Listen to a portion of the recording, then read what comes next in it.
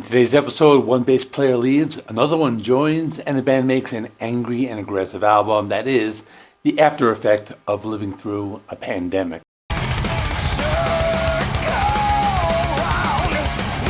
Story begins with Flotsam and Jetsam losing a bass player again. It wouldn't be the first time. Michael Spencer has left Flotsam and Jetsam twice during his career. He initially joined the band in 1986 as a replacement for Jason Newsted. He left shortly after a U.S. tour in the fall of 1987, after returning to the band around 2013 to replace Jason Ward. Spencer remained the bassist for several years and performed on the albums Flotsam and Jetsam in 2016 and The End of Chaos in 2019. The band announced on November 13, 2020 that Spencer had been replaced by their current bassist, Bill Bodily.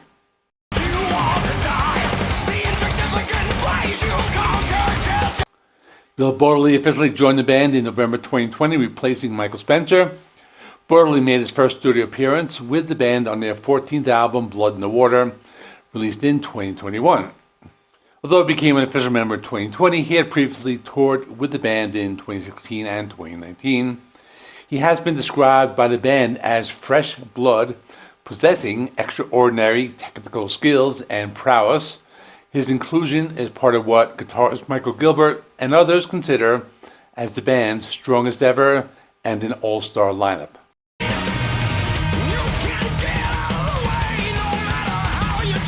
The writing and recording process for Blood in the Water was heavily influenced by the global events of 2020, during which the album was recorded. Frontman Eric A.K. Knudsen originally projected in early 2018 that the band would begin writing and recording the follow-up to The End of Chaos in November 2019. The creation of the album was a cathartic experience for the band members during a period of significant personal and global upheaval. Guitarist Michael Gilbert noted that the band initially felt drained after the work, sweat, and blood put into their previous record and were unsure how much creative energy they had left. However, the inability to tour due to the pandemic and the loss of friends over that year provided a new intense spark. Gilbert described the resulting music as angry and aggressive, stating that the band's emotions pour out all over this album. By November 13, 2020, the band announced that final mixes for the record were nearly finished. Despite the changes, the band viewed this as their strongest all-star lineup, featuring the fresh blood of Bodily, alongside veterans like drummer Ken Mary and guitarist Steve Conley and Michael Gilbert. While staying true to their thrash roots, the band experimented with new sounds during these sessions. The album's closing track, 7 Seconds Til the End of the World, is noted for being a more progressive song that features an orchestral breakdown, which was a first for Flotsam and Jetsam. The band collectively felt that they were performing at the best music of their career during this process, driven by desire to break the door down and take what's ours. The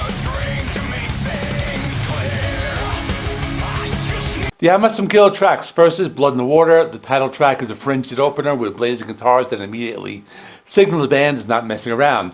Burn the Sky was the album's first single, noted for searing its way into your brain.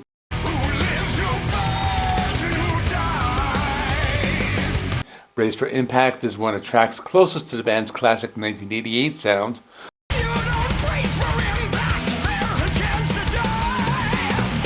The Walls can be considered a vibrant power metal song with a hook that stays with a listener for days. Cry for the Dead is a moody ballad that is a heart-wrenching tribute to lost friends. While one critic found it a bit overwrought, the band considers it a standout that harkens back to their 86 debut, Doomsday for the Deceiver. Reaggression is a rollicking track where the band returns to full strength following the slower midsection of the album. Finally, there is 7 Seconds Til the End of the World, which is the album closer, noted for its progressive style and features an orchestral breakdown, a first for the band.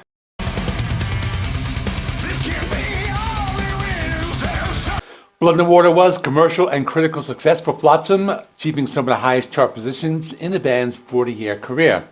The album performed particularly well in European markets, marking a significant breakthrough in the band's later career. Frontman Eric A.K. noted that the band charted higher with their recent material than at any other point in history, comparing their career trajectory to that of Motorhead, who saw a major breakthrough later in life. Critics and fans widely praised the album for its aggression and technical precision. Reviews described the record as "Oh Killer No Filler," noting that the band was producing their best music of their career. The first 5 tracks were labeled as uniformly stellar by reviewers. The title track was highlighted for its frenzied rhythm section, and AK's vocal performance was described as absolutely on fire, retaining a powerful range 4 decades into his career. Along with his predecessor, The End of Chaos, and the follow-up, I Am the Weapon, Blood in the Water is considered part of a trio of modern records that stand alongside the band's 1980s classics. On the Metal Kingdom database, the album holds a rating of 87.1, ranking it as the 6th best album in the band's extensive discography. The performance of Blood in the Water significantly elevated the band's status in the metal industry.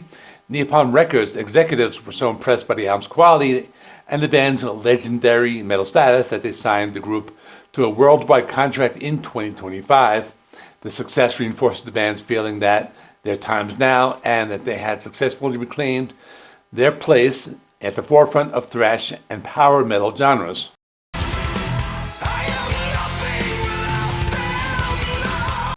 Flotsam and Jetsam toured extensively to promote Blood in the Water. Although their initial plans were affected by global events, the band promoted the album with a headlining U.S. tour. While they were originally slated to open for Accept on their European Too Mean to Die tour in early 2022, many factors led the band to withdraw from that specific tour. However, they successfully returned to Europe in June 2022 to perform as the headliners. It's notable that the inability to tour during the 2020 pandemic was a primary catalyst for the album's aggressive sound. Guitarist Michael Gilbert stated that the frustration of being unable to perform, combined with personal losses, resulted in an album that is angry and aggressive, with these new emotions pouring out all over the record. Following the success of the Blood in the Water cycle, the band has continued a heavy touring schedule, recently completing another successful European tour in late 2025 prior to signing with Napalm Records. Frontman Eric A.K. has remarked that the band is currently charting higher and seeing louder fan response to the tours and albums than at any point in their 40-year career.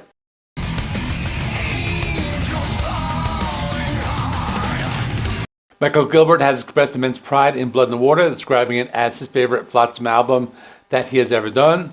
He noted that the band's chemistry is currently like a finely oiled, tuned-up machine, and that he is loving the experience of being in the band more than ever before.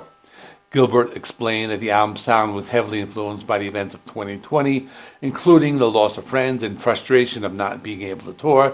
He stated that these raw emotions pour out all over the album, making it an angry and aggressive record. He admitted that the band was initially terrified about following up their previous record, The End of Chaos. They were unsure if they had enough left in the tank after the effort they put into that album, but they ultimately found they had plenty left to say. He believes Blood in the Water is at least as good as, if not better than, the album right before it. Gilbert also revealed a significant change in his personal habits regarding its release. While he typically does not listen to his own records after they're mastered, he claimed to have listened to Blood in the Water about 20 times. He characterized Ken Mary's drumming as monstrous and praised new bassist Bill Bodily as a precision blacksmith on the bass. Gilbert highlighted the good, healthy competition between himself and guitarist Steve Conley.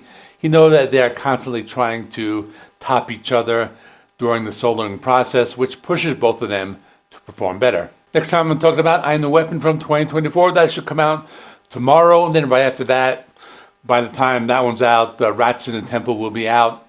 And I'm going to review that one. And then this series will be over. I have a poll up. Currently, the band Forbidden is winning, so that would probably be the next series, but you can still vote on that. But I'm also going to kind of take a week off because there are so many new albums coming out this weekend. Everything from The Warning, Mastodon, the new Flotsam, and a bunch of other ones that I might do if I have time, like Airborne and Exhumer and a couple more. So that is all. Thanks for watching. See you in the next one.